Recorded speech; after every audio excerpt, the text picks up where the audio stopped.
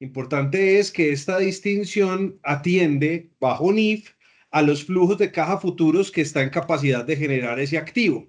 Y para el caso particular de lo que hemos conocido históricamente como activos fijos, pues NIF nos propone tres clasificaciones que, como lo he mencionado, atienden más hacia los flujos de caja futuros que van a generar estos activos que a su nombre, clasificación o destino.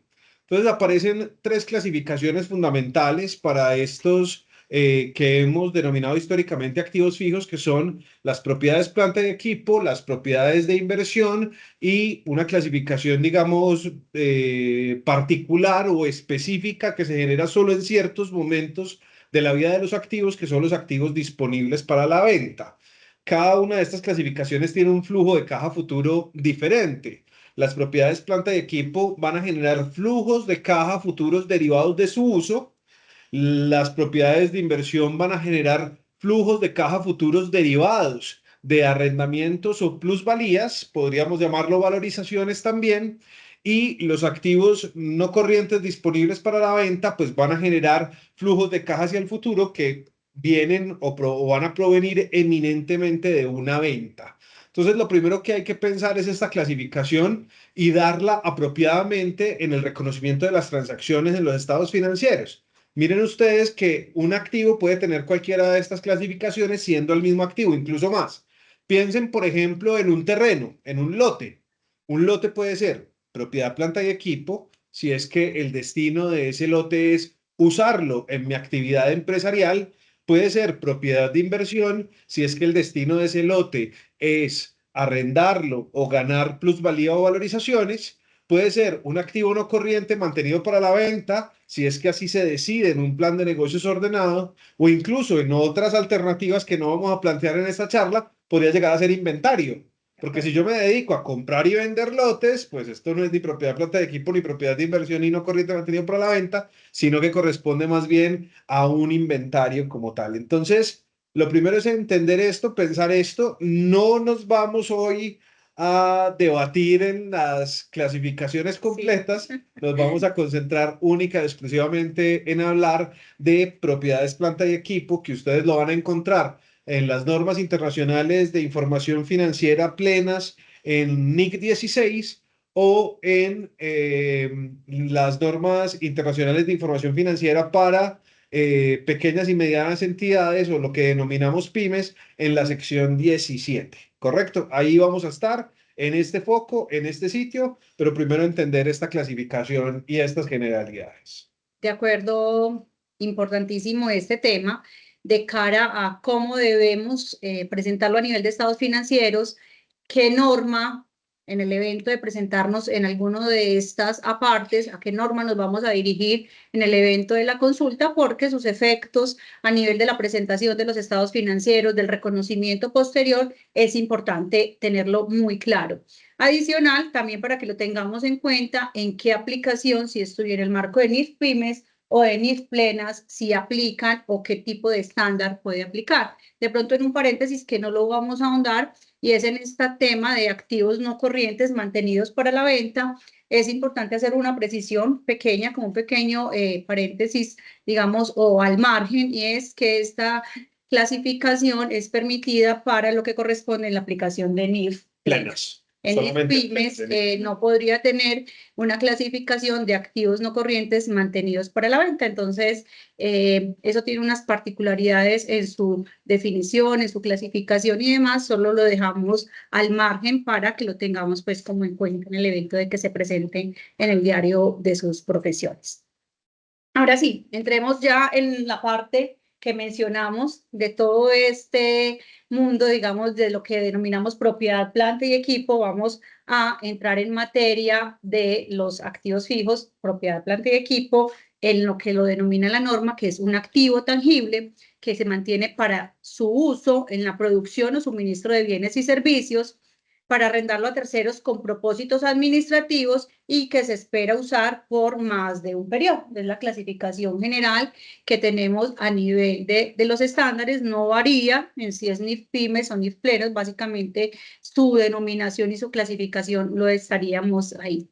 Bueno, entonces, no sé, vamos a hacer un poquito más de precisión o vamos a entrar en materia en cómo mido yo, reconozco inicialmente ese activo, esa propiedad, planta y equipo en el momento inicial de su adquisición. Solamente una anotación al margen, ustedes pueden ver allí que en la definición pura de lo que es propiedad, planta de equipo, hay dos elementos que valdría la pena llamar la atención. La primera es que dice que pueden ser tenidos con propósito de arrendamiento a terceros. Entonces uno se sentiría tentado a comparar esto con lo que son propiedades de inversión, que como acabamos de mencionar, son las que van a generar arrendamientos hacia el futuro. Solamente una anotación y es que las propiedades de inversión son única y exclusivamente bienes inmuebles, es decir, terrenos, construcciones y edificaciones. Si yo tengo un activo, que es por ejemplo una máquina o un auto, que voy a arrendar a un tercero, este no podría ser clasificado como propiedad de inversión porque propiedad de inversiones son solamente inmuebles. Y la segunda anotación es que se espera uso por más de un año. Esto nos da una pequeña seña y es que aunque un elemento pudiera cumplir con toda la definición de propiedad, planta y equipo, que es para su uso en la producción o servicio o suministro, perdón, de bienes y servicios, es decir, para el uso en el desarrollo del negocio y todo el tema, pero su vida o su tiempo esperado de uso es menor a un año, la norma, por esa precisión en la definición, establecería que el tratamiento adecuado sería llevar este elemento como un gasto del periodo, no como un activo de propiedad, planta y equipo. ¿Sí? Hay algunas políticas contables que se han establecido a lo largo de este proceso de implementación de NIF en Colombia, que ya va a cumplir 10 años, donde se han establecido también montos o topes para el reconocimiento de esa propiedad, planta y equipo. Algunas compañías han dicho que valga más de un salario mínimo o más de 2 salarios mínimos. Incluso por ahí he visto unas políticas que dicen más de 50 VTs como para igualarlo al tema fiscal. Aquí nos encanta esa igualación contable fiscal. ¿Qué será? No, pues para el chicharrón. Pero es viable también, pero eso ya es una definición de política contable, no de la definición propia. Lo que está en la definición propia es que si el tiempo estimado de uso es menor a un año, pues no debe ser considerado como propiedad, planta y equipo, sino que debería ser considerado directamente como gasto del periodo. Dentro de lo que acabas de conversar, mencionaste algo que creo que es supremamente relevante y es política contable, ¿cierto? ¿Qué es esa política contable? Demos un pequeño como paréntesis alrededor del asunto. En general, no en específico de propiedad, planta y equipo, pero también traemos el ejemplo. Las normas internacionales de información financiera no establecen reglas. Las normas internacionales de información financieras están basadas, NIF o IFRS, como lo quieran llamar, está basado en principios. Es decir, solamente da líneas generales, pero no impone ninguna regla. Para poner el caso de propiedad, planta y equipo. La norma dice, la vida útil es el tiempo en el que se espera que la compañía use el activo en la generación de flujos económicos o de beneficios económicos futuros. Pero no dice es 5, 10, 15, 20 o 100 años. 20, 5 o 10 sería la regla, que es el tiempo estimado de uso del activo, es el principio. Entonces, las políticas contables son el aterrizaje de esos principios que tiene NIF en reglas aplicables para mi compañía propia. Entonces, yo lo que tengo que hacer siempre cuando me enfrento a un tema de NIF es bajar esos principios generales que son las normas a reglas específicas que me permitan hacer un desarrollo contable del negocio. Entonces, en propiedad, planta y equipo hay varias políticas importantes que definir. Una Una, de ellas es vida útil. Hay que definirlo. Dos, ¿cuál es el modelo de medición posterior? La norma ofrece dos opciones, ya nos vamos a meter por allá, costo y costo revaluado. Tres, ¿cuál es el método de depreciación? De acuerdo. Cuatro, ¿cuál es la vida residual, el valor residual, perdón, de mis activos? ¿Cómo lo vamos a determinar? Etcétera, etcétera, etcétera. Entonces aparecen un montón de reglas alrededor de una norma que lo que establece son principios.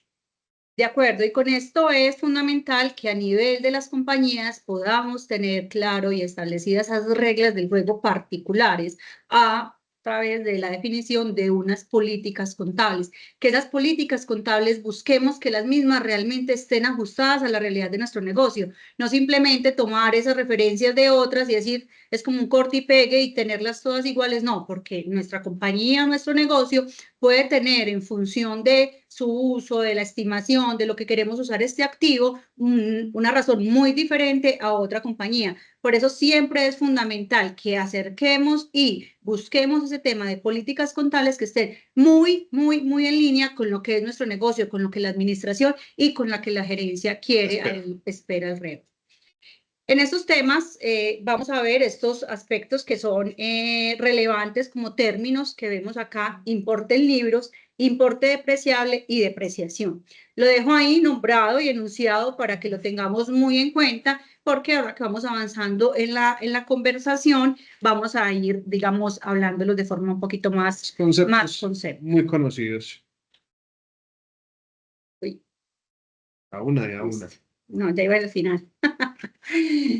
Bueno, yo creo que el primer paso cuando nos vamos a un tema a nivel contable en general, no solo de propiedad, planta y equipo, es lo que nosotros mencionamos, el reconocimiento inicial o esa medición inicial. Y esto para que lo tengamos muy en cuenta y claro a nivel de la lectura de la norma, del análisis de la norma y de la definición de las políticas contables. En la definición de mis políticas contables de la entidad, yo siempre debería tener en cuenta estos conceptos, que son: cómo es mi reconocimiento inicial de cualquier elemento de los estados financieros, cuál va a ser mi proceso o mi elemento de medición posterior y tener bien definido mi política contable a nivel de esa medición posterior, cuál va a ser el tema de las revelaciones que voy a realizar al respecto y la baja en cuenta o, digamos, ya cuando este elemento ya, digamos, no esté dentro de los estados financieros. Son aspectos claves que deben estar inmersos en todo el manual de política contable en los diferentes elementos que tengamos. Correcto. El primero, a nivel de propiedad, planta y equipo, vamos, elementos a nivel del reconocimiento inicial. ¿Qué tengo yo en cuenta para definir cuál es el valor que voy a tener a nivel de mi estado financiero reconocido en propiedad, planta y equipo? Que sí, que no puedo llevar en cuenta, que hace parte de ese valor o de ese costo capitalizable. Muy bien, fundamentalmente para el reconocimiento inicial, y aquí un apunte al margen, aplica, le puede poner asterisco a la nota y abajo en el asterisco pone aplica para todos los activos en NIF. Listo. Los criterios de reconocimiento son exactamente los mismos para todos los activos en NIF, en este caso para propiedad, planta y equipo. Básicamente la norma ha establecido dos criterios de reconocimiento y luego establece cuál es la medición del valor de ese reconocimiento. Los criterios de reconocimiento tienen que ver básicamente con dos cosas. La primera es que el activo esté en condiciones de generar flujos de caja futuros. Es decir, que efectivamente usted sea capaz de generarle ingresos a ese activo. Ese es el primer elemento del reconocimiento que me permite el reconocimiento de un activo bajo normas internacionales de información financiera. Y el segundo es que el costo del elemento que va a ser integrado a la contabilidad pueda ser medido de forma confiable.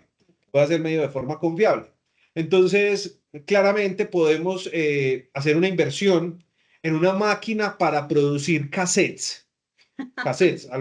Puede que hay muchos que ni siquiera conocen qué es un cassette. Puede que en el público... Está bien, pues.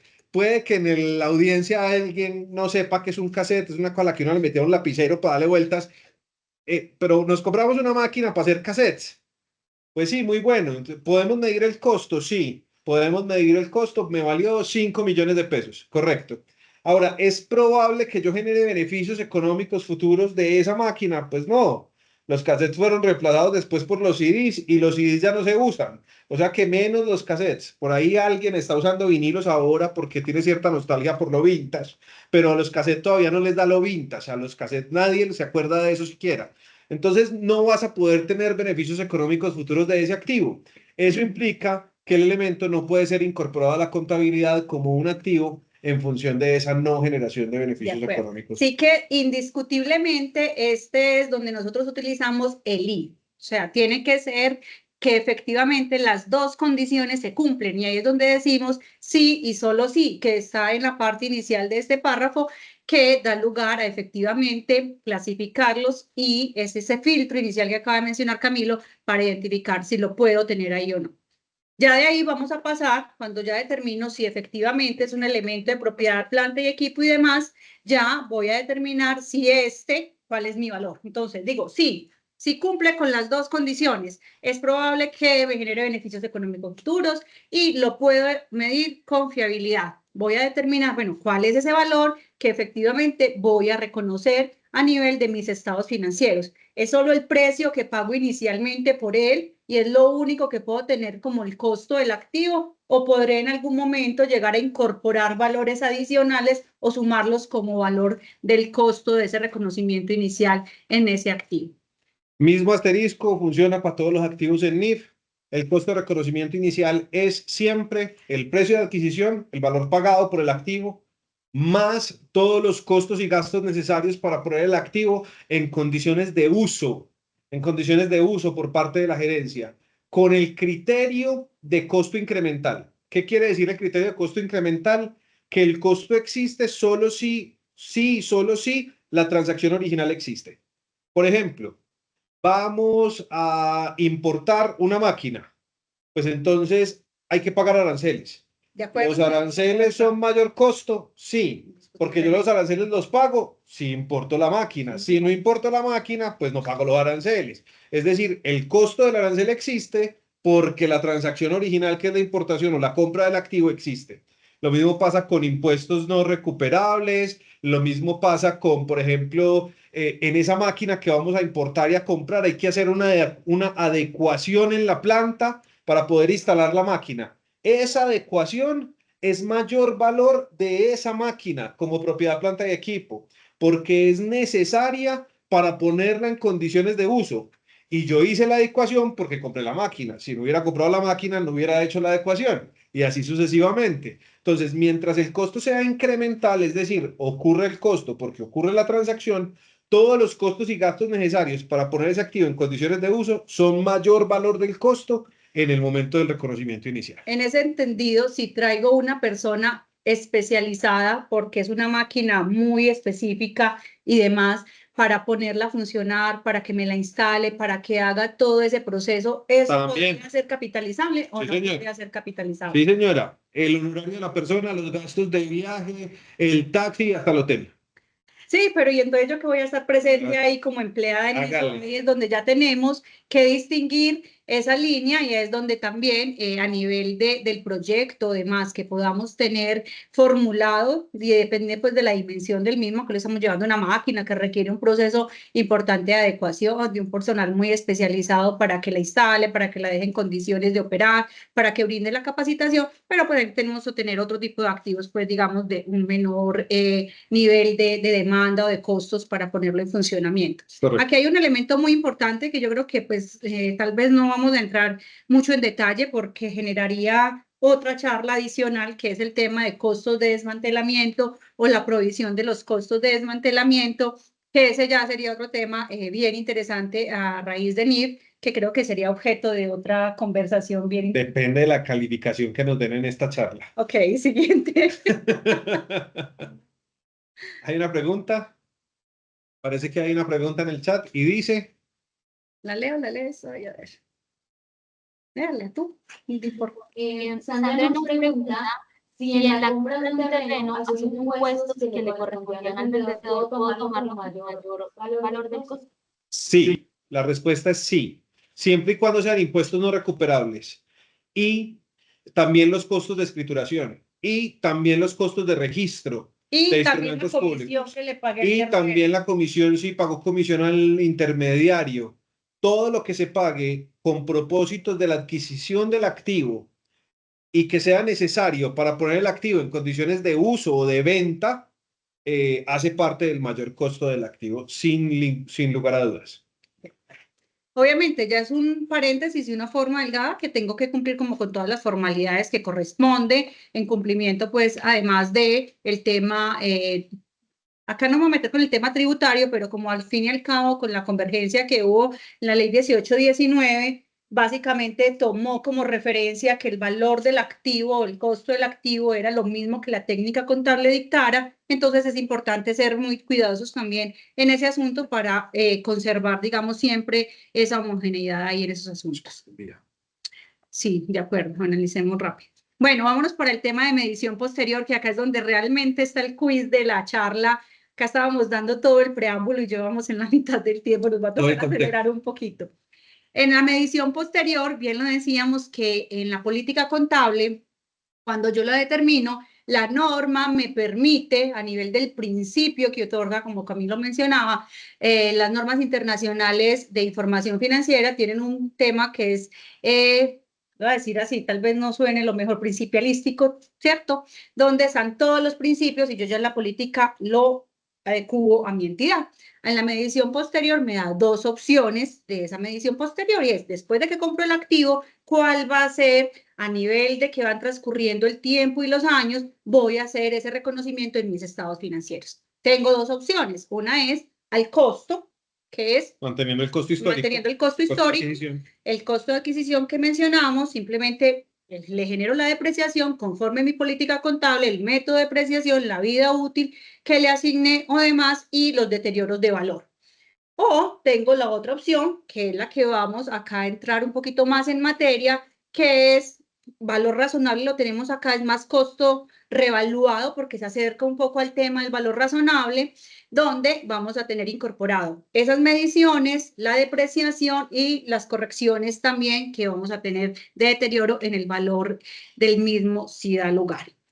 Para esto vamos a abordar tres temas fundamentales dentro de la medición posterior a costo revaluado, y es frecuencia en los cambios de este o cada cuánto debería por política contable mínimo establecer ese tema, qué elementos o cómo puedo establecer mi política contable, qué criterios debo tener en cuenta para establecer mi política contable para el costo revaluado y cómo se maneja ese tema a nivel de la depreciación y el reconocimiento contable. Perfecto. Entonces, para hablar de esos criterios, rápidamente, dos cosas.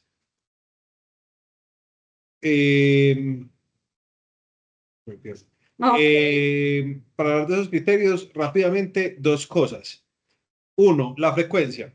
Si yo elijo el método de costo revaluado, lo que dice la norma es que esas revaluaciones que implican un avalúo técnico del activo, es decir, hay que contratar un avalúo del activo, lo que implica es que yo tengo, lo que dice la norma como principio es que yo tengo que hacer esos avalúos con suficiente frecuencia para que el valor en libros del activo, para que el valor contable del activo esté siempre cercano al valor razonable del activo. Entonces, esto nos pone en un análisis que tenemos que hacer para cada cosa. Por ejemplo, si es un edificio, terreno, construcción o edificación, pues es probable que yo pueda dar un tiempo de 3 a 5 años entre avalúo y avalúo. ¿Qué tal 20? Yo me encontraba. No, 20 no, porque tiene que estar cercano al valor razonable. Entonces puede ser que yo tenga entre 2 y 5 años para volver a hacer avalúos para que mi activo se mantenga a un valor cercano al valor razonable. ¿Por qué? Porque se supone que el precio de los inmuebles pues sí cambia, pero cambia con tasas de crecimiento que son más o menos constantes y predecibles. Cosa diferente es si usted decidiera, cosa que no recomiendo a nadie, poner costo revaluado en elementos de cómputo y comunicaciones, es decir, en equipos de tecnología. Como el valor de estos equipos de tecnología cambia con el viento, cambia todos los meses, todos los años, cambia porque nada, porque sí. Entonces usted no podría hacer avalúos cada 3 ni cada 5 años, tendría que hacer avalúos mínimamente una vez cada año. ¿Sí? Por eso la recomendación es, en el caso de elegir medición posterior, costo revaluado para activos de propiedad, planta y equipo, fíjese bien a qué tipo de activo le quiere asignar esa medición. Que no sean activos de fácil desgaste, de rápida obsolescencia, que no sean activos que mueran rápidamente en el tiempo, ni que tengan características asociadas con el uso tecnológico que se les da en otros lados del mundo, etc. Porque además, para llegar al segundo elemento, todos los elementos de la misma clase tienen que tener la misma valoración. Es decir, yo no puedo decidir que voy a usar costo revaluado para un lote de 4 que tengo y los otros 3 lotes los voy a dejar a costo. No, todos los 4 lotes a costo revaluado o todos los 4 lotes a costo histórico. O que yo tengo 10 vehículos y que entonces voy a usar 5 vehículos revaluados, 5 vehículos costo histórico. Todos los vehículos a costo o todos los vehículos a costo revaluado. Entonces, es muy importante también elegir con cuidado a qué tipo de activos le voy a asignar la medición de costo revaluado. Yo creo que eso nos invita, que es parte de lo que la norma siempre nos lleva como a hacer esas reflexiones, y es el costo-beneficio, ¿cierto? ¿Cuál es el costo realmente de aplicar y el beneficio que voy a recibir del mismo? Entonces, también cuando yo defino una política contable de cara a la información financiera que me provee a nivel de los estados financieros y demás, es cuál es el costo que me ocupa, digamos, hacerlo así, cuál es el beneficio que puedo recibir de generar ese tipo de mediciones, porque va a tener unos costos asociados de pagos adicionales por los profesionales para que hagan estas evaluaciones, o etcétera, etcétera. En este también es muy importante, y lo que dice Camilo, de dejar claramente y resaltado, es que son todos los elementos de la misma clase. Esto es fundamental porque de pronto se encuentra uno con frecuencia con ese tipo digamos, de preguntas o de inquietudes, donde no, yo voy a conveniencia a este activo que está ubicado, este edificio que tiene muy buena ubicación, sí lo voy a hacer costo revaluado, y estos otros que están en esta otra ubicación, no, eso sí los dejo a costo. No. Eso sí, no es posible, la norma no lo permite, y estaríamos, digamos, de cara a un error en la medición y de los elementos, en este caso de propiedad, planta y equipo, y lo que esto conllevaría a nivel de los estados financieros. Ahora creo que vamos ya un poco más a materia. No sé si vamos a especificar algo más o nos vamos a entrar un poquito en números. Vamos a hacer números. Seguramente la mayoría de los que están allá al otro lado son contadores y les gustan los números. Hay una pregunta por aquí adicional. Juan nos pregunta que al principio escuchó algo sobre la aplicación de NIF plenas y NIF pymes, que no logró escuchar bien. Solamente hablamos de un tema particular en esa diferenciación, y es que hay una clasificación que se llama activos no corrientes mantenidos para la venta, y en esa clasificación de activos no corrientes mantenidos para la venta, digamos que se incluyen aquellos activos que tienen un plan estructurado de venta hacia futuro, pero esto se permite solamente en NIF plenas, no en NIF pymes. Sí, esa es como, digamos, la única diferencia. Para este tema particular de costo revaluado o del modelo, la aplicación del modelo de costo revaluado, se permiten las dos normas. Se permite en la norma para pymes y se permite en NIF plenas. Así que para el caso específico, pues no hay ningún inconveniente. De acuerdo. Bueno, entonces vamos ahora a ver un poco más de números, o a ver números y asentarlos esto un poco a la realidad, verlo eso cómo se nos vería a nivel del reconocimiento y de los estados financieros, donde tenemos un ejemplo. Entonces, está el costo del activo, el valor de la adquisición y demás, 100 millones de pesos. Gastos de escrituración, 20 millones de pesos, honorarios legales y adecuaciones locativas. De acuerdo con lo que acabamos de mencionar y demás, diríamos que efectivamente tendría el tratamiento de un mayor valor del activo, o cuál de estos componentes podría llegar a ser un gasto. Alguno de los participantes nos quiere decir si todos son activo, valores capitalizables, o podrían llegar a ser alguno en la clasificación de gastos. Uno solo. Nadie. Como el tiempo es poquito, son 3, 2, 1, se abren y se cierran los micrófonos rapidito.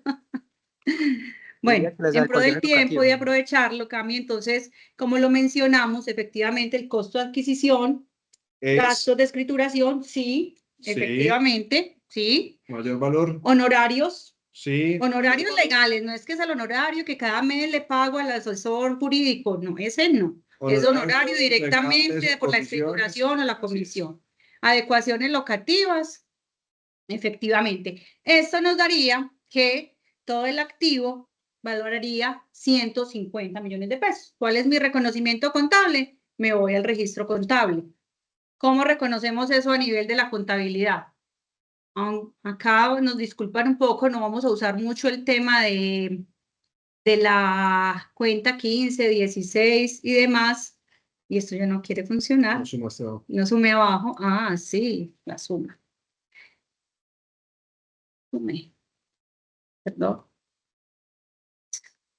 Sí, no, no vamos a hacer catálogos de cuenta ni nada similar, solamente las referenciaciones a lo que son los nombres de las cuentas.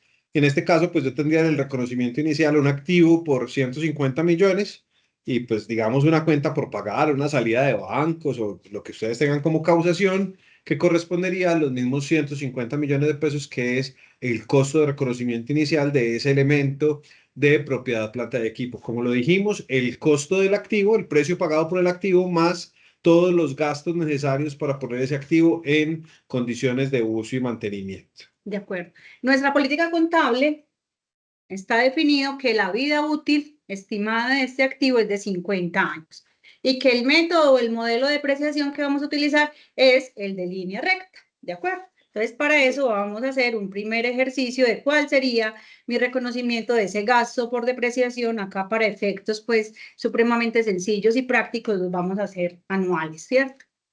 Correcto. Entonces, vamos a suponer un par de cosas y es que es línea recta, como ya lo mencionó Judy Andrea, pero además vamos a suponer un valor residual cero. Entonces, básicamente, el ejercicio sería dividir los 150 millones de pesos entre los 50 años de vida útil. Eso nos daría una tasa de depreciación cercana al 2% anual, que correspondería a estos 3 millones de pesos. Y yo sé que pueden estar diciendo ustedes, pero qué bobada, esto pues es el primer semestre el primer semestre de contabilidad, pero pues básicamente lo necesitamos para poder ver cuál es el impacto en el momento en que hacemos una revaluación. Entonces simplemente estamos en 3 años de depreciaciones en línea recta y como pueden ver al margen derecho, pues me está quedando el valor neto del activo al cierre de cada año, con lo cual pasados estos 3 primeros años del ejercicio, tendríamos un costo neto del activo de 141 millones. De acuerdo. Otro tema es que mi política contable lo establecimos que la frecuencia con la cual yo iba a generar este proceso de revaluación del activo iba a ser cada 3 años.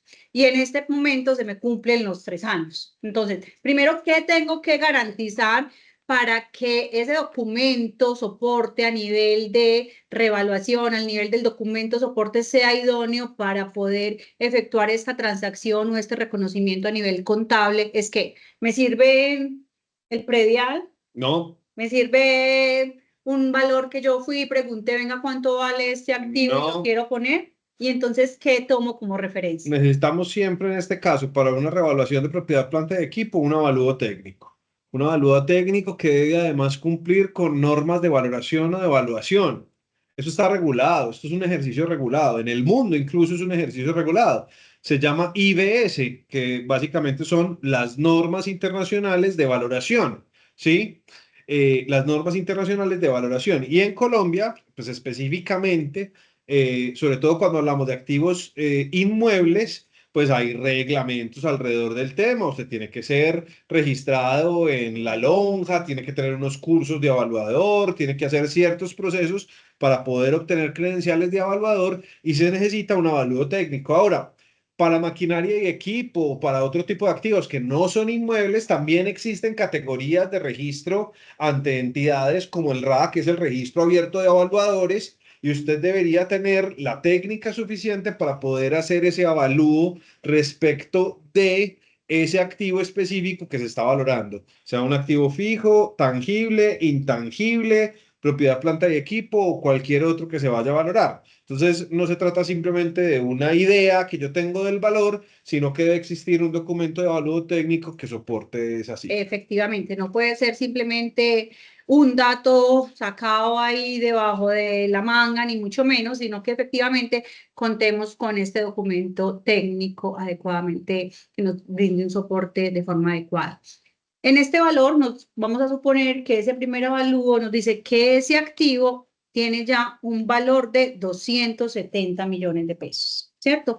Son 270 millones. Mi reconocimiento inicial, como lo mencionamos en este momento, fue 150 millones. O sea, cuando yo compré el activo, 150, hoy hago el avalúo, son 270, pero ya llevamos 3 años corriéndole todo lo que corresponde a la depreciación. Estamos bajo el supuesto que no tengo ningún deterioro ni nada adicional de ese activo, ni un valor residual, sino que estoy llevando la depreciación por el valor neto de adquisición, como lo tenemos, con una vida útil estimada de 50 años por un método de línea recta y que mi política contable establece que cada 3 años realizo este proceso de reevaluación del activo. Estos elementos son fundamentales que estén determinados y claros dentro de la política contable, porque al fin y al cabo también lo tengo que llevar a mi resumen en los estados financieros que estoy presentando ya para propósitos informativos y demás. ¿Cómo hago este reconocimiento y estos cálculos? Acá ya vamos a ver parte de ese registro. Básicamente hay dos opciones. Nosotros en OGH somos mucho más partidarios de la segunda opción que de la primera. Pero fundamentalmente hablando, pues lo que yo necesito hacer es llevar mi activo a 270 millones. Es decir, yo lo compré por 150, hago un avalúo técnico a los 3 años y ese avalúo técnico me dice que mi activo hoy ya no vale 150 millones, sino 270 millones. Entonces lo que yo tengo que lograr es que mi activo, propiedad, planta y equipo, la línea, si quieren la cuenta 15, de mi activo, donde está ese activo de propiedad, planta y equipo, llegue a 270 millones. No a 270 millones el costo manteniendo la depreciación acumulada que tenía hasta esta fecha, sino 270 millones el valor global del activo. Entonces, pues fundamentalmente yo tengo dos opciones. La primera es la que está al margen izquierdo, comparar los 270 con el valor neto que traía del activo, que son 141 millones después de haber corrido 3 años de depreciación. Entonces ustedes encontrarán que 270 menos 141 pues corresponden a 129 millones de pesos y entonces registraríamos 129 millones de pesos débito al activo, 129 millones de pesos al ORI, es decir, a la cuenta de superávit por revalorización dentro de la cuenta de otros resultados integrales dentro del patrimonio. Por favor, patrimonio. Dentro del patrimonio. Entonces, nota grande con rojo subrayada resaltada. Los efectos de la medición posterior de costo revaluado se llevan contra la cuenta de otros resultados integrales que se llama superávit por revaluación y que está adentro de el patrimonio. Estos efectos no se van a PIG por ahora. Total, no van a PIG.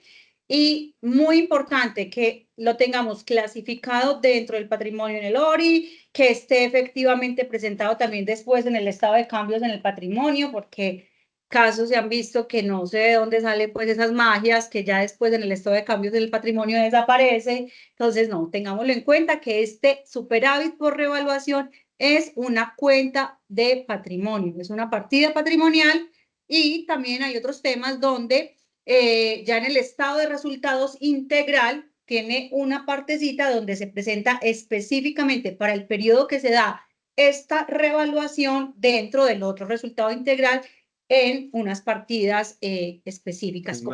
En una sección específica, pues que hoy tampoco la vamos a detallar. Este sería entonces la primera opción de registro. La segunda opción de registro es la que está aquí al margen derecho y como ustedes pueden ver, pues consiste básicamente en devolver los registros históricos que trae el activo, es decir, hacer crédito al activo por 150 millones, que es su costo de adquisición original, hacer débito a la depreciación acumulada, que son 9 millones, que es lo que se ha logrado acumular durante estos 3 años, generar un débito al activo por los 270 millones, entonces ahí ajustamos los 129 millones de pesos que están también en la opción 1, pero como pueden ver aquí, se recompone el componente del costo histórico del activo y aparece como costo histórico o como valor de costo dentro de la línea de propiedad, planta y equipo, los 270 millones de pesos. Igual generando un efecto en el ORI, en el superávit de revaluación, que es la misma cuenta de patrimonio de la que venimos hablando, de 129 millones de pesos. En ese caso, esa partida pues no cambia en lo absoluto. De acuerdo, este tema es muy importante y que si lo hago de la forma A o de la forma B está bien o está mal, no. Ambas formas pueden ser correctas, esto va más de cara es a la operación y sobre todo al software o al sistema contable, también cómo nos ayude y nos permita hacer todo ese proceso efectivamente de control posterior, porque hay un efecto supremamente importante y relevante en este tema y es que lo que corresponde a lo que corresponde a ese nuevo valor del activo como tal, ese valor es depreciable y lo debo tener en cuenta y que mi módulo de activos y demás a nivel contable me lo tome como base porque mi nueva base de depreciación, ¿cuál va a ser? 270. 270. Entonces, ¿cómo lo hago? Depende de cómo operativamente su sistema contable, de cuál es su sistema de control, se adecue mejor y lo pueda generar en el día a día y te genere menos, digamos, dificultades a nivel del proceso contable. Correcto. No va a ser un, digamos, un tema que vamos a profundizar ni mucho menos, pero no quisimos dejar por fuera la consideración de que el modelo de costo revaluado o la revaluación de activos en general genera una diferencia temporaria en los estados financieros versus Declaración fiscal o la declaración fiscal o la base fiscal del activo, ¿correcto? Esta valorización o este ajuste por la valorización del activo o por la aplicación del modelo de costo revaluado no tiene ningún efecto fiscal. Es decir, el costo fiscal del activo continuará siendo 150 millones con vida útil 50 años. Ese no va a cambiar nunca a lo largo de la vida de ese activo, ¿correcto? Entonces, como ese no cambia nunca, el fiscal y el contable sí se va moviendo de acuerdo a estas valorizaciones o a estas revaluaciones, entonces eso genera una diferencia temporaria que en este caso consideramos que podría llegar a ocasionar una ganancia ocasional en el futuro y por eso usamos una tasa del 15 que básicamente corresponde a los 129 millones de pesos que están en el ORI por el 15% que son estos 19,350. De acuerdo. Una única nota de eso, no voy a decir nada más de ese impuesto diferido aquí para adelante, una única notica de eso y es el impuesto diferido generado por una transacción que se registra en el ORI, Valores. se contabiliza en el ORI. Van de la manito, no se separan. Exacto. Entonces, si la transacción que generó el impuesto de diferido está en resultados, el impuesto diferido se registra contra los resultados. Pero si la transacción que generó el impuesto diferido se registran los otros resultados integrales dentro del patrimonio, el impuesto diferido asociado a esa transacción también va en el patrimonio. Por eso ustedes ven acá que aquí nombramos una cuenta de ORI, impuesto diferido, ORI, impuesto diferido, contra un impuesto diferido pasivo, que sería el caso en este ejemplo, pero es una cuenta de otros resultados integrales porque el superávit también se registró en esos otros resultados integrales. De acuerdo, bueno, vamos a pasar por los otros ejemplos de pronto un poquito más rápido para que nos dé el tiempo de conversar sobre los otros asuntos y es lo que mencionaba hace un momento, mira que mi depreciación cambia, ¿cierto? Estaba depreciando 3 millones de pesos por año a hoy, de acuerdo con esto, son 5.744.000 por año. ¿Y esto a razón de qué? Que mi base de depreciación ya son los 270 millones de pesos. Importantísimo tenerlo siempre muy en cuenta que esto hace parte de la base depreciable. Correcto. Mi nuevo costo son 270 millones. Yo lo divido por la vida útil remanente, por los años que faltan, en este caso 47, porque ya, pues, ya habían pasado 3 años, este es el año 4. Entonces divido los 270 millones de pesos en 47 años y deprecio otros 3 años que vienen ahí acumulándose para ese valor sobre la nueva base que son 270 millones de pesos. Cami, ahí de una vez vamos a abordar esta pequeña, digamos, paréntesis también y es, dijimos, vida útil 47, porque es la vida útil remanente. Pero en el avalúo técnico a mí me pueden decir, o el técnico especializado me puede, no, me debería decir, debe estar siempre incorporado en ese avalúo, cuál es la vida útil efectivamente de ese activo.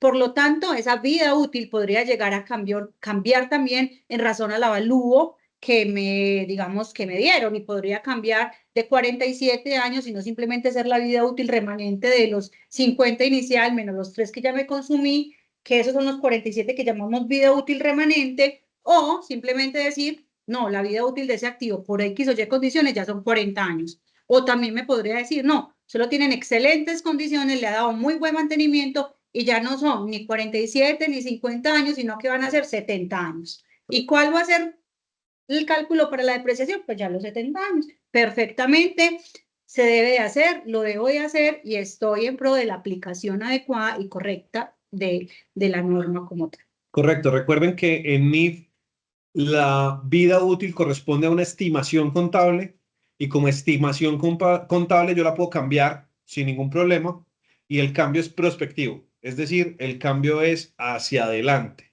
No tengo que devolverme, no tengo que reexpresar estados financieros, no tengo que reexpresar valores, sino que la puedo cambiar hacia adelante. Así que si el avalúo incluye, además de una nueva percepción de valor, una nueva definición de vida útil, perfectamente la podría cambiar. Muy bien, en este segundo avalúo o en esta segunda revaluación, el externo, el tercero independiente que hace el avalúo me dice, su activo ya no vale 270 millones, ahora vale 210. Hubo una condición en el mercado, cualquiera que fuera, que hizo que su activo no subiera de valor, sino que bajara, que disminuyera el valor. Entonces, pues también tenemos que saber qué hacer en estas situaciones. Entonces, lo primero que hay que decir acá es que en el caso en que un activo que está medido históricamente por costo revaluado baje de valor, lo que yo necesito hacer primero es agotar el superávit por revaluación que tenga calculado, registrado de periodos anteriores. Camila, ¿eso lo puedo, digamos, compensar con otros activos o yo debería llevar ese superávit activo por activo, edificio 1, edificio 2, edificio 3, o simplemente un saldo ahí general y agregado? Digo, no, me lo consumo y ya tengo la bolsita ahí llena. ¿Para qué me pregunta y conoce la respuesta? La respuesta es que tiene que ser activo por activo. Usted no debería tener una bolsa de superávit de revaluación porque eso haría que se pudieran compensar estas ganancias o pérdidas referentes a ese superávit de revaluación, ¿cierto? Un activo puede subir y el otro puede bajar. Entonces, si no lo tienes identificado, pues lo que vas a tener ahí es un neto que no sabes de qué es, ni de dónde viene, ni para dónde va. Pero entonces acá muy importante es, tenemos que llevar de nuevo el valor del activo a lo que corresponde a mi nueva medición. En este caso, mi nueva medición es 210. Yo tenía acá un saldo acumulado de 252.765 neto de depreciaciones. Entonces yo necesito disminuir el ORI, el superávit por revaluación en el patrimonio, en 42 para poder bajar mi activo en 42.765.957 y que mi activo me quede en 210 millones exactos. Por eso tal vez es mejor la opción 2, que consiste en bajar el 270 completo, luego disminuir la cuenta de depreciación acumulada que llevamos hasta esa fecha, luego incorporar mi nuevo activo por 210 y por diferencia, pues obviamente vas a obtener el 42.765.957, que es la disminución en el superávit de revaluación que va a permitir tener un saldo, porque recuerden que en el primer superávit le habíamos cargado 129 millones, aquí se disminuirían estos 42 y quedaría con un saldo todavía de 87 millones o 86 millones, algo, un valor similar a este. Pero miren que lo que hago cuando baja este avalúo del activo, lo primero que hago es consumir la reserva que tengo o el otro resultado integral que tengo dentro del patrimonio como superávit por revaluación. De acuerdo. Y no olvidar el amiguito siempre inseparable cuando estoy en costo revaluado, que es el impuesto diferido. ¿Cómo lo reconozco? También, como lo dijimos, ORI, impuesto diferido. Nuevamente hago el recálculo y va impuesto diferido en el ORI contra el impuesto diferido pasivo, que en este caso pues ya tendría una disminución porque la diferencia o la brecha entre ese saldo que ya tengo reconocido a nivel contable y nivel fiscal se disminuye, porque volvemos a ser reiterativos en el tema. Mi valor fiscal permanece. Esta no es una partida que vaya y que tenga efectos fiscales, ni el costo ni la depreciación bajo estos nuevos criterios de medición. Correcto. Muy bien. Vámonos entonces, ya pasamos 3, 6, vamos para el año 9. ¿Cómo pasa el tiempo acá? Año 9. El tiempo va muy rápido, ya a las 5. vamos, aquí como pueden ver, el nuevo costo es 210, seguimos depreciando año tras año, ¿sí? Asumiendo que tenemos una vida útil remanente exactamente igual, es decir, partimos de los mismos 50, han pasado 6 años, entonces ahora quedan 44 y mi nueva base es 210 y depreciamos otros 3 años adicionales para llegar al tercer momento de revaluación. Y cuando llegamos al tercer momento de revaluación del activo, pedimos el avalúo de ese activo y ese activo nos dice, el evaluador nos dice que ese activo cuesta en la actualidad 95 millones de pesos. Es decir, las condiciones de mercado cambiaron significativamente. Voy a decir cualquier cosa. Yo tenía un apartamento muy bonito y en el primer piso pusieron una estación de servicio de combustible y entonces pues mi apartamento, que era muy bonito, perdió valor. Porque pues nadie quiere vivir encima de una bomba, literalmente casi una bomba. Entonces, pues esto hace que los activos cambien de valor y son circunstancias que pueden ocurrir. Entonces, perfectamente viables. viable. Entonces, como pueden ver, aquí estamos en 95 millones. Este ya es un valor que incluso está por debajo del precio de adquisición. Correcto, del valor de adquisición que era 150. Y entonces aquí vamos a ver qué tenemos que hacer. Me voy a concentrar en la opción 2, que es la opción que más ilustración nos puede dar alrededor de este tema. Miren que yo traigo 14 millones de pesos de depreciación acumulada y un valor de activo de 210 que fue mi último avalúo. Es decir, traigo un costo neto de 195 millones de pesos. Pero ahora necesito que queden 95. Entonces yo elimino del costo los 210, elimino los 14 de depreciación acumulada y saco o genero un nuevo valor del activo de 95 millones. Pero ¿qué ocurre? Si ustedes suman 95 más 14, pues eso les da 109 millones, pero yo ya no tengo 109 millones en el ORI. No, ¿cuánto tengo? Ya no los tengo. ¿Por qué? 86, Porque en el registro anterior tenía 129, me consumí 42, entonces ya no tengo 109 millones de pesos en el ORI, tengo únicamente 86. Entonces, ¿qué ocurre en estos casos? Lo primero que yo tengo que hacer es consumirme el superávit por revaluación por completo, es decir, tengo que llevar a cero el superávit por revaluación, pero aquí un truco bien importante.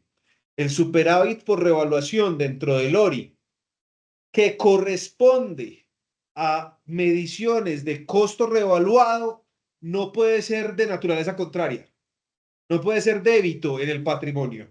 Así es. ¿Sí? Yo puedo registrar débitos para consumírmelo, pero el saldo no puede quedar de naturaleza débito. Ese superávit por revaluación siempre es cero o positivo. Mayor que cero. Mayor que cero, pero nunca puede ser negativo, nunca puede tener naturaleza débito dentro del patrimonio. Entonces, en el caso de que mi nueva estimación supere esa reserva o ese superávit por revaluación que ya tenía registrado, como es el caso, lo que tengo que hacer es llevar a cero el superávit por revaluación y la diferencia, lo que me quede, se vuelve un gasto por deterioro en el valor de los activos. Así es, un gasto que afecta el estado de resultados, ahí sí definitivamente de la compañía. Es directico, digámoslo así, al PIG como tal, sin lugar a duda, ningún otro efecto, ninguna otra salida a nivel de reconocimiento como tal, y apuntar que esta transacción, volvemos a lo mismo, de pronto muy enfática en el tema, no es un gasto fiscal. Tampoco va a ser un gasto para efectos fiscales. Tenemos que tenerlos muy claros y adecuadamente clasificados porque pues eso es lo que nos manda hoy la norma, tener muy claras mis partidas contables, hacerlo adecuadamente con lo que me corresponde de acuerdo con las NIF y también hacerlo como me lo manda la ley en el estatuto tributario como tal para dar cumplimiento. Y de la mano también el impuesto diferido, o sea que el impuesto diferido, en este caso, asociado a esa transacción, lo consumo totalmente y también me quedaría en cero, bajo ese efecto. No reconozco tampoco un impuesto diferido de otra naturaleza, ni no me da tampoco lugar a un reconocimiento de impuesto diferido, digamos, como tal, por lo tanto, pues debería tenerlo muy en cuenta. Correcto. Entonces, aquí importante es el efecto de incremento del activo por una medición de costo revaluado, va contra el ORI en el superávit por revaluación. Si en el futuro ese valor de activo disminuye, lo primero que debo hacer es consumirme ese superávit por revaluación. Pero si el valor del activo disminuye tanto que ya el superávit por revaluación se consume totalmente, lo llevo hasta cero y cualquier diferencia extra es una diferencia que inmediatamente debe ser registrada en el PIG de la compañía, es decir, se vuelve un gasto directo de forma inmediata, para que lo tengan en cuenta. Y ya aquí, pues seguimos depreciando el activo, ya considerando una nueva base de costo de depreciación que es 95 millones y considerando seguramente una vida útil remanente de 41 años, y así podríamos seguir generando revaluaciones o desvalorizaciones que nos hicieran mover esto hacia arriba o hacia abajo, pero creemos pues que podemos dejar hasta acá este ejemplo para ser ilustrativos alrededor del asunto.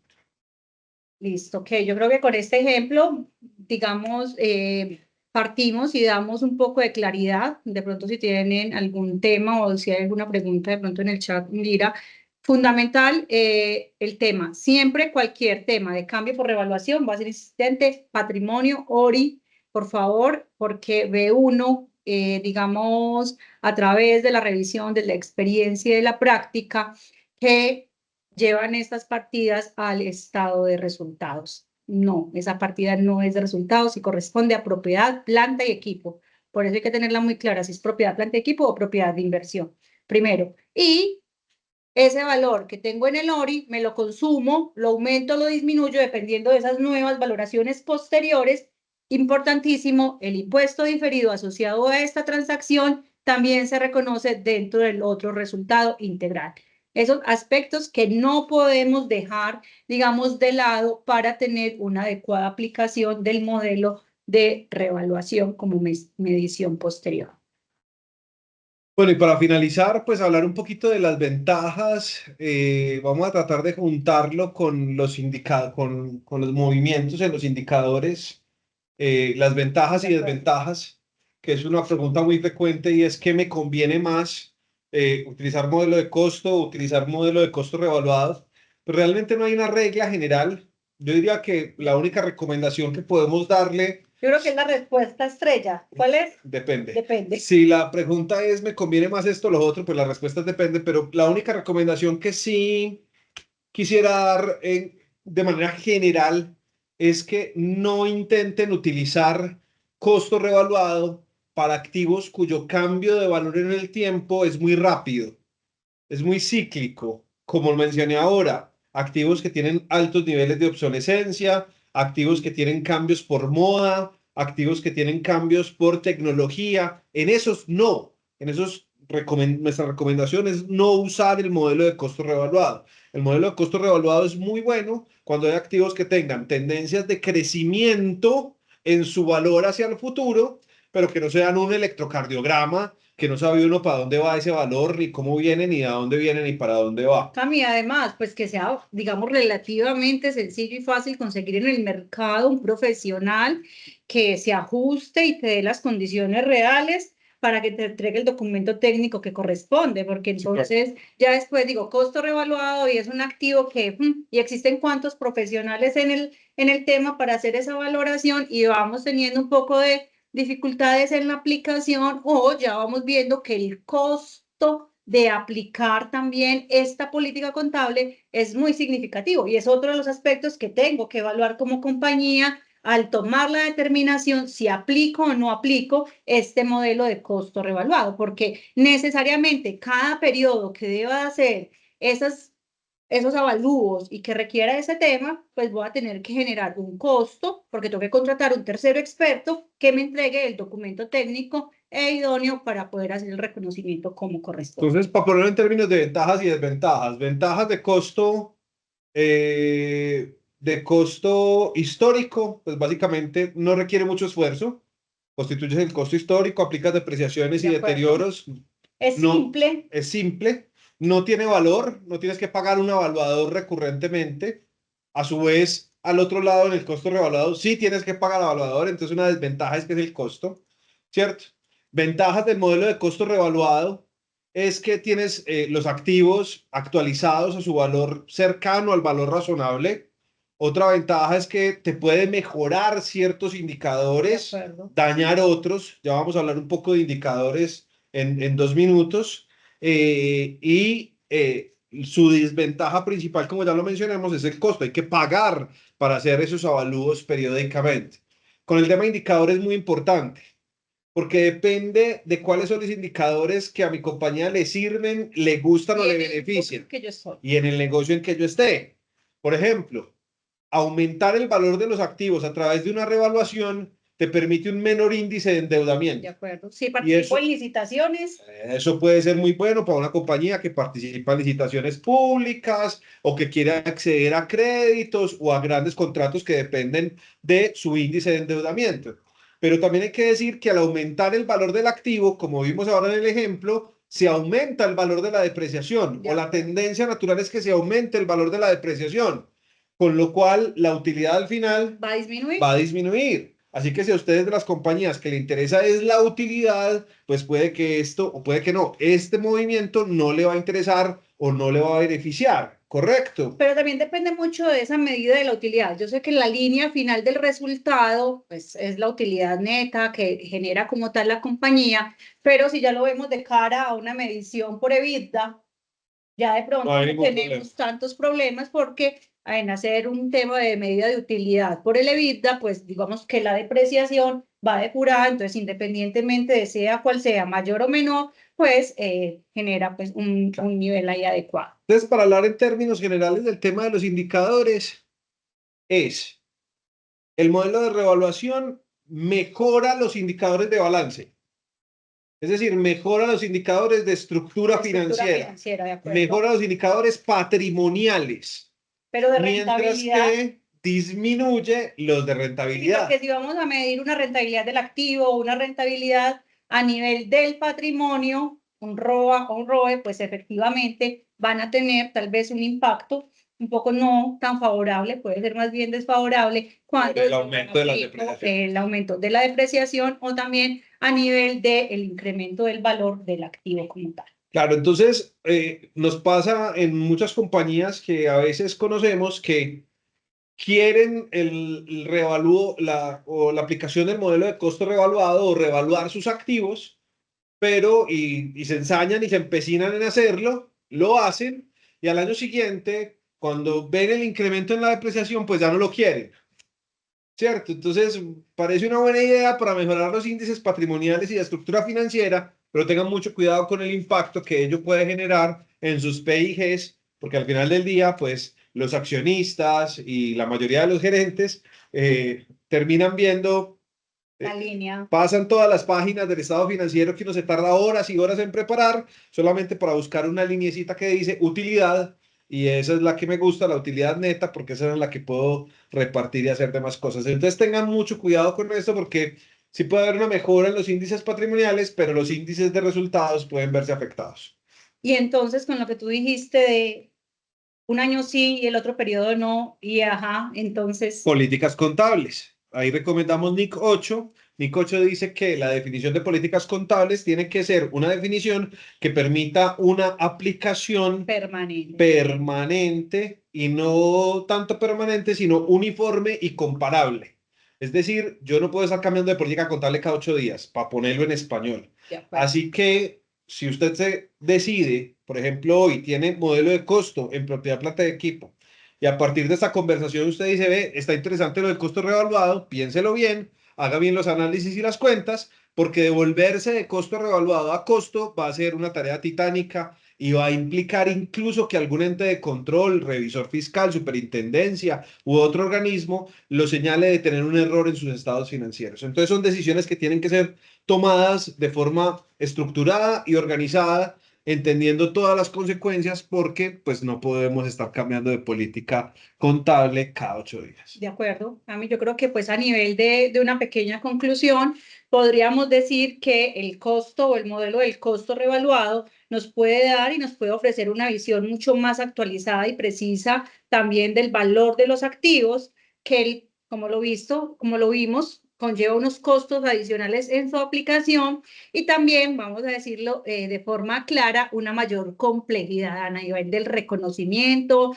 de las partidas, de llevar esas diferencias con la parte fiscal, lo que también implica un poco más a nivel de operatividad, pero que la elección de este modelo de aplicar el costo histórico o hacerlo bajo el modelo de costo revaluado depende mucho de la entidad, de los intereses, de los usuarios de la información financiera, del negocio, del entorno en el que yo muevo y de qué puede ser más favorable, sí o no, para mi negocio como tal, indiscutiblemente. Correcto. Bueno, hasta aquí pues teníamos como esto para compartirles. No sé si alguien de los presentes pues tenga alguna duda particular, podría levantar la mano o dejándola por el chat, pero fundamentalmente pues esta era como la conversación que queríamos ofrecerles hoy desde OCH, esperando pues que haya sido de su completo interés, que haya abordado temas importantes y necesarios para su desarrollo profesional en el diario vivir, y siempre pues recordarles que aquí en OCH estamos atentos y disponibles para solucionar cualquier duda o cualquier pregunta que se genere a través de estos temas y otros que puedan ser de su interés.